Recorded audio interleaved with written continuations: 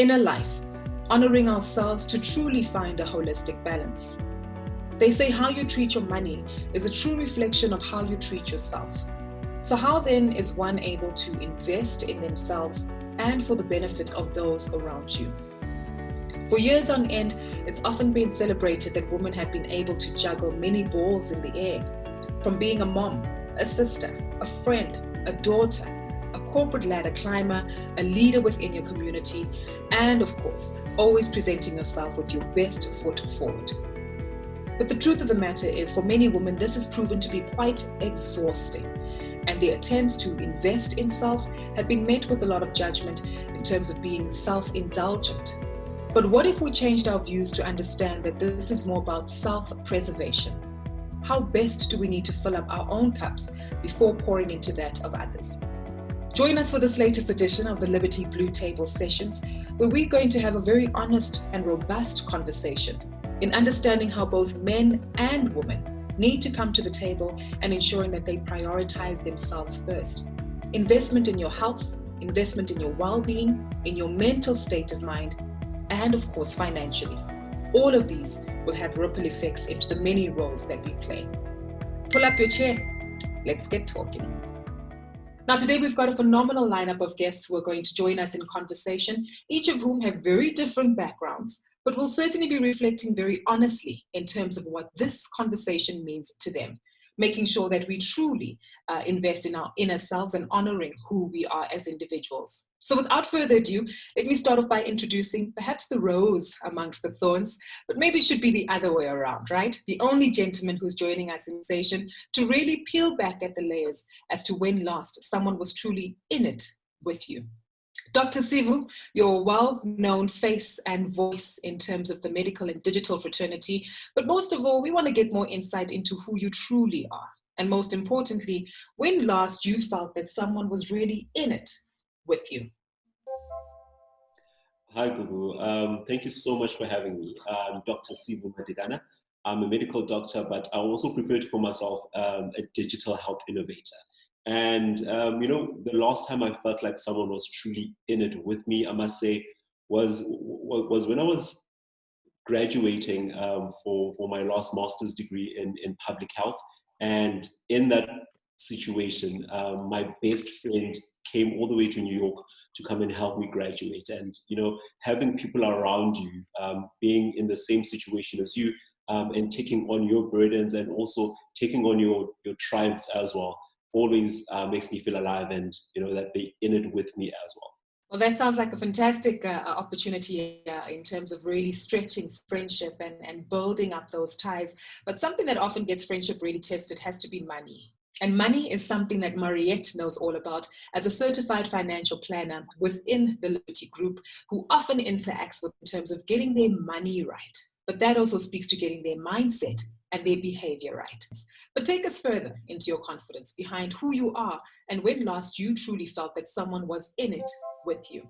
Hi, Gugu. Yes, I am a financial advisor with Liberty for the last 28 years. I am absolutely passionate about the human side of financial planning and love tapping into the inner life of my clients. So the last time that I felt somebody was really in it for me was when my daughter Marielle was 4 months old. Being a young mother, I didn't know what to do when she didn't stop crying, and my best friend's mother came knocking on the door, and she comforted her, and at that time it was such a relief for me. So I felt that she was really in it for me. Thanks for that, Mariette. And another mother who joins us now is our next guest, Zuraida, Jardine. We're looking forward to your insight and want to understand a little bit more about how you identify with self, and most importantly, when last you felt that someone was truly in it with you. Thank you very much, Gugu. It's so lovely to be on your show, and I think it's such a wonderful concept, so thanks for having me. I have enjoyed a wonderful career in broadcasting, in television and radio over the last 20 years. But 6 years ago, I went to university as a full-time student, and my interest since then has been transitioning into mental health and well-being and functional medicine and critical health studies And in order to do this, it was imperative that I needed a support structure around me. So the question being, when was the last time did I feel that someone was in it with me? I would have to say I'm currently experiencing that at the moment. I wouldn't be able to do what I do if it wasn't for my husband and for my 2 children who are supporting this next transition of my career. So I'm currently experiencing that. Now, given the introductions we've received from our various speakers, I think it's quite clear to understand that there's a sense of humanity that all of us are trying to achieve. One life to live and many lives to live within that particular life. And Zuraida, I'd like to throw this back at you in terms of giving your understanding of the theme and the topic and how it applies to your life, this inner self, investing in self to make sure that you live a holistic life. And I ask this because for many South Africans, we look at you and we think, you must be superwoman. Your child starts grade 0, you go to varsity, you're balancing a broadcasting career, family life, social life, plus on top of that, you're a fitness fanatic. How do you ensure that all of this still speaks to filling up your cup and investing in yourself from an inner holistic point of view? Wow. Thank you for that intro. I love what you said. One life to live and many lives to live in it. That's so powerful. I read an article the other day. It was an anthropology article, and it spoke of how we have many lives. And at first I thought that the author had made a mistake, because the author said, in my lives, and I thought, you mean life. And I realized that's so powerful, because we do live many lives within our one life. And how do we balance it all? Wow, that's a very loaded question. But once again, you know, I think it's about support. I think that if we have a strong support structure around us, I think we can be invincible, and we can make our dreams come true, and we can do truly what it is that we want to do if we have people around us supporting us. I'm fortunate in that I do have that. I do have a strong support structure around me in terms of my partner and my children, and I have a strong friendship circle around me. And statistics show that if you have a strong social circle, you will actually live a longer life. So if you have people around you that witness your life, chances are you're going to be pretty healthy. And one of the things that I'm doing my thesis on at the moment is critical health studies. And it speaks about this, because I think the days are gone where we look at health and well-being as a one-size-fits-all. It can't be that. We can't treat people as collectives. We've got to treat them as individuals, because everyone is going through a different period of time in their life, intersecting with a whole lot of other avenues. And if we want to succeed and flourish, we've got to look at that person in terms of what is it that they're going through. I am fortunate in that I am afforded that in the support structure that I have at the moment. I'm fully aware that not a lot of people have that, but we also, one of the powerful things that's happening right now is that we are living in the information age. I mean, if you look at what doctor's doing at the moment, you know, with his digital concept of medicine, that is powerful. And so we have so much at our disposal. And if we take the initiative to find out more and learn, we can live holistic lives by not being too hard on ourselves, but by taking it one step at a time and knowing that life is a journey, and to focus on that. Not quite the destination, but the journey. And for as long as you're focusing on the journey, you can always attempt to find that holistic way of being and balance within you. So often, in as much as we like to keep busy and keep active and tap into the many sides of our lives that we want to live, we often tend to forget that one's health is quite important. And no more an important time for us to discuss this, given the current pandemic that we're in, and COVID-19 and the threat that it's also possessed or faced in terms of the global healthcare systems and our individual livelihoods. But how do you see this playing out, and how does it also apply to your own personal life, where in as much as you have these many hats to wear, but you still take the time out to make a concerted effort to really prioritize your health and not just do it for the gram? So there's a quote that myself and my friends always use around the idea of self-care. You know, that self-care in itself is, and it's a quote from Audre Lorde, that self-care is not self-indulgence, but self-preservation. And that in itself is an act of war, you know, just to ensure that you're taking care of yourself. And for many times and many years, I've realized as millennials, but even the generation before, we glorify the idea of always being busy, always wearing many hats, and because we had to cope as human beings, we always want to fill other people's cups before we fill our cups.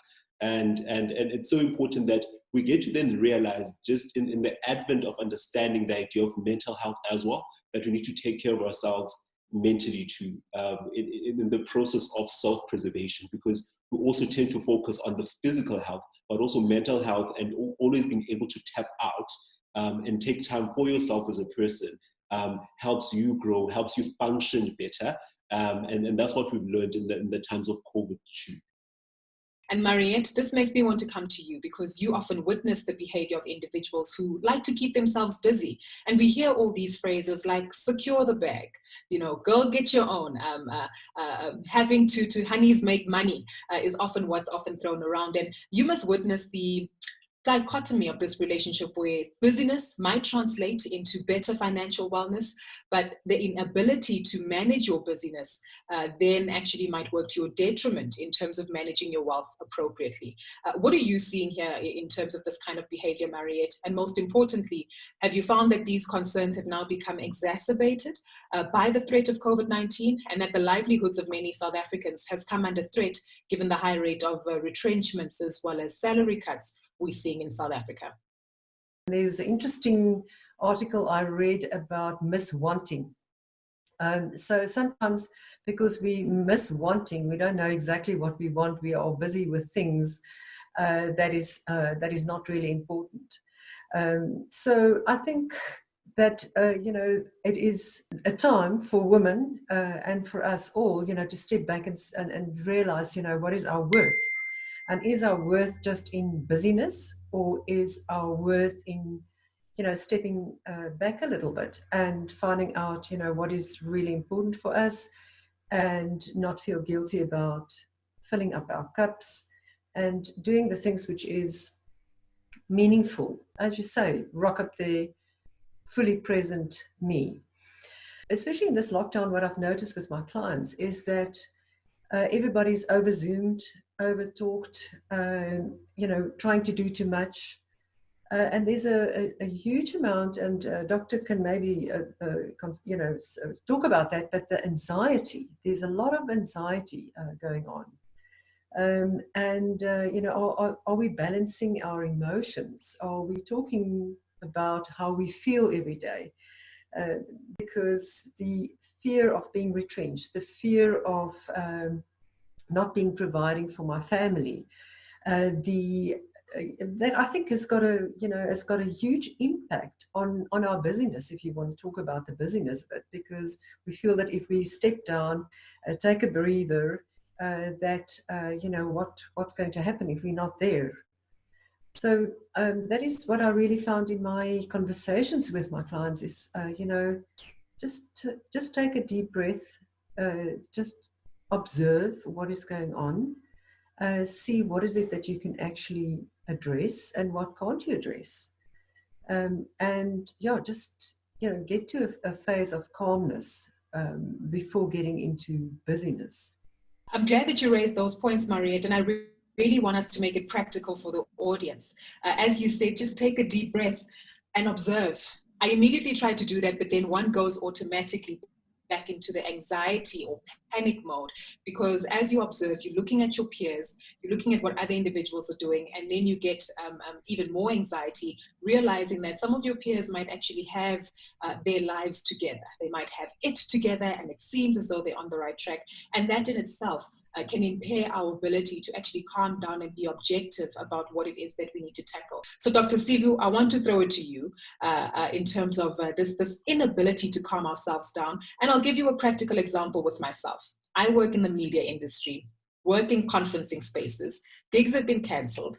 I have a couple of colleagues who have contracted COVID-19, panic in terms of the organization that I work with because of ongoing retrenchments, as well as on top of that, ongoing pay cuts that have been taking place in this industry. So it's all good and well to look like I have my goods together. The truth of the matter is that inside, there's a whole lot of panic going on here. How do we need to manage this level of calmness and competitiveness from a practical point of view? I mean, Gugu, so, Thanks for that question. And I'm no mental health expert, but I did have a conversation with a great friend of mine, Gugulethu, who's a clinical psychologist. And the conversation was around, especially when we're talking about COVID-19 and what's been happening, all the losses that people are experiencing. Because, you know, as a form of identification, you identify yourself as a broadcaster, you identify yourself as a mother, as someone who works within the media space as well, you know.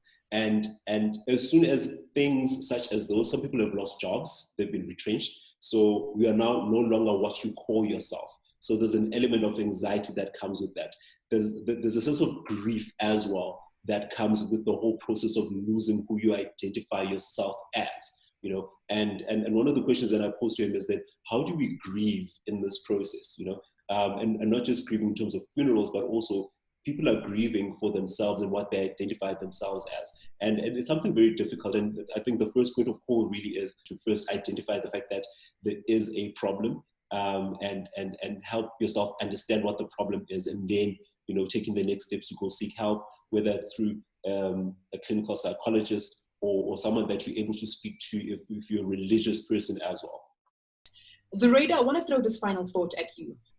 You mentioned earlier in your introduction that you're someone who has experienced loss, even though that's not necessarily obvious to the rest of us in the outside world looking in. And that ties into some of the thoughts that were highlighted earlier by Dr. Sivu in terms of grief and loss, and whether it's the loss of a loved one, the loss of a career, the loss of a job opportunity, the loss of a sense of income. But I'd like to get your thoughts in terms of your experiences of loss, and fundamentally what worked and aided your support in terms of understanding that you can go through the grief process and really come out stronger on the other side. What were some of the key lessons that you are able to share with our listeners today? I've had quite a few experiences in terms of loss in life and finances. And one of the things that I would like to touch on, which both Dr. and Mariette have spoken about at the moment, is this COVID pandemic and what it's actually representing for us. So you, for example, mentioned social media and us looking at people and feeling like their lives are okay and ours are not. I think it's so important now more than ever that we begin to curate our timelines in terms of who we follow. And if you are following anyone on social media that doesn't make you feel good about yourself, it is paramount that you unfollow that person or those people. Because if you're not going to be inspired and motivated by the people that you follow, or the people that you follow make you feel lesser than, that's not good for your mental health. So number one, that's important. Number two, I'm finding that for me personally, like Doctor said, there's grief happening with COVID-19, but there's also, and this is where the positive in me comes out, there's also an incredible rebirth that is happening. We have an opportunity, and I don't want to dismiss, or rather I want to acknowledge that a lot of people have gone through pain during this time with loss of jobs, loss of loved ones. So I would like to put that out there, but it also gives us an opportunity to redefine and to reimagine our lives, what it is about us that we do identify with. And for me personally, one of the things that's been illuminated for me is financial freedom during this time. Now more so than ever, like Doctor, I love fashion as well, but the last thing on my mind is going shopping. Seriously. And the first thing on my mind is, what do I do if this happens again in a couple of years' time, a couple of months' time? What am I going to do? And the one thing that's important for me is what Mariette said, is security. I want to know that I'm secure. I want to know that my family's secure. I want to know that if I'm not earning money for 5 months or 6 months or 10 months, that I'm going to be okay. So I'm finding that this time has highlighted my finances more than ever. And for that, I'm really grateful, because I think prior to COVID-19, I wasn't really thinking that much about my future and my financial freedom. You're dropping gems here. And I think certainly a lot of people can really relate with. And I think you mentioned some critical elements that I do want us to incorporate into our closing remarks as we wrap up this panel. And I'd like to come back to you just for a moment there, Zuraida, to get your final thoughts. In light of what you've just shared, in light of what you've observed, how then are you managing to refill your own cup to make sure that you are investing in your inner self and truly moving forward into this new world and this new normal as a holistic representative of who Zuraida Jardine is? So when we are on a plane, and the flight attendants often say, in the unlikely event of an accident, the oxygen masks will drop. Make sure that you put it on yourself first before you put it on anyone else. I think that that is so profound, because if you don't take care of yourself first, you can't take care of your tribe or your community or your family. How do I do that? I do that with an awareness of consciousness. And that is, I'm not always going to be aware, I'm not always going to be conscious, but I'm going to strive for that every single day. So I try my utmost to wake up every morning without hitting the floor running, but to actually just sit still in my bed, be thankful for my breath. And I really mean that, because breath is the biggest gift that we have, is our breath. So I become conscious of my breath, I become conscious of my day ahead, and I become conscious of the way I'm going to move forward. And within that, I'm able to operate my day ahead from a sense of awareness and well-being. And whatever unfolds after that or through that is okay, because I have an opportunity again tomorrow to be conscious of it. That's how I live my life, or strive to live my life. Thank you so much for that, Zuraida. Dr. Sivu, I definitely want to come to you to get your thoughts on this one in terms of how you consciously fill up your cup to invest in a more holistic Dr. Sivu as you move forward in this new normal and this new world that we're trying to navigate. Gugu, you know, part of the thing about COVID and what it's taught me, what it's taught all of us, is the fact that essentially we are not in control. And what COVID did is take away the control that we thought we had. For me personally, I try to live my life with intention. I need to know why I'm doing things. I'm not doing them for the sake of just doing them because other people are doing them, or doing them because, you know, I saw someone else doing it. But you need to live with intention to say, does this make a difference in your life, and what's that difference going to be? And I think it's also quite crucial as well, what you mentioned with the fact that you must fill your cup. I always say this, that your cup needs to run it over before you can fill someone else's cup. You know, otherwise you'll be functioning reserve of that cup instead of functioning with half of it. So it's important to ensure that you fill yourself up with the things that make you feel good, the things that that are meant for you, and in that, as a person who's more full, you're able to give more freely to anyone else, whether it is your wife, your husband, your kids, and anyone else around you. So just ensure that as a person, you know, you always fill yourself first, and that in itself is not self-indulgence. That is the definition of self-care. And Mariette, this is where you come in, and I'm hoping that you'll strike a balance between the financial planning hat as well as Mariette, the mother, the sister, the friend, in terms of providing us with some insight as to, now that we understand the lay of the landscape as to why self-care and self-preservation is so important, how this also needs to translate into the financial security that many of us are seeking in our lives, and that it doesn't necessarily need to be attained by just keeping busy and constantly chasing coins, but really understanding that even being quiet, taking a deep breath, observing and being thankful can also quantify to a sense of wealth that maybe doesn't need to translate into rands and cents. Yeah, thank you, Gugu. I think for me, certainly the one thing that stood out is compassion. Compassion for myself, and great, you know, the gratitude. It is the small things that is actually more meaningful in life. And that is also when it comes to money. I think it is the small steps that we take in being responsible for the smallest of things. The self-reflecting time that we had, you know, gave me some time to, you know, to think over, you know, what is really the meaning? What am I bringing to, you know, to my clients? Do I matter? Do I love? Do I make a difference? And I have this, you know, so I have these conversations with my clients, and I think as a financial advisor, we sometimes want to talk straight to finances, but we we actually need to tap into our clients and what are they really feeling about what is happening around them, and to bring hope and to bring a new view of how one can look at your finances going forward. And it's never too late to change, to think about things differently, to have a different angle about how one wants to show and also demonstrate a meaningful life for your children, for the people around you.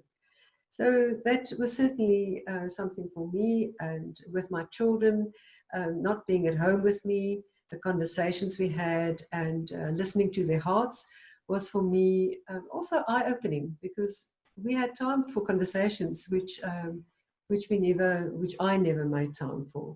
So I'm really grateful for a time like this, and I think if one hasn't made a great effort to put your feet on the ground and to look at things differently and with more meaning, and realizing that it is okay to take time for yourself, and to know that you don't feel guilty about that 5 minutes that you do mindfulness and just breathing in some nice warm sunlight on your face, and how good that makes you feel to realize I'm alive, and I can carry on with life, and tomorrow is a new day, and today I can just be the best me for not only others but for me as well. I think we've certainly heard it all. Many of you have set the tone. We came into this conversation maybe with some preconceived ideas about the perfect work-life balance, the perfect fashionista and Instagram page, and maybe even the perfect balance sheet that individuals can dream of in the reflection and the backgrounds that have been presented by our speakers.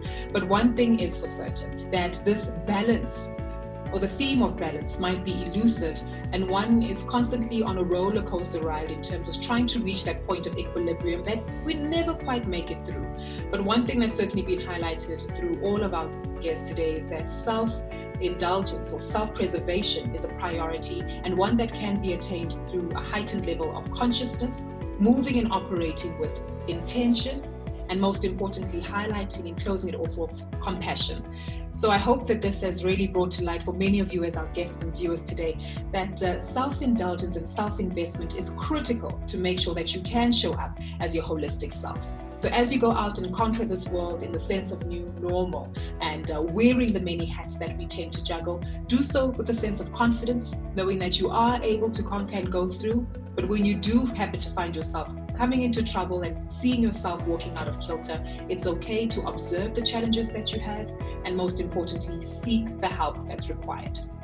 Well, that's why we've had such a fantastic conversation here with all three of our guests. So a big thank you to Zuraida Jardine, Dr. Sivu Matikana, as well as Mariette Tappan, who've given us some insight into how best we can make sure that even when the world seems out of balance and throwing many challenges at us, we still step out with our chest out, shoulders back, and chins held up high. Thank you so much for drawing your table and joining us for this Liberty Blue Tables conversation session. We certainly look forward to having you join us again, where we look to empower you with more thought-provoking conversations that lead you into action. All of that coming up in the next few weeks.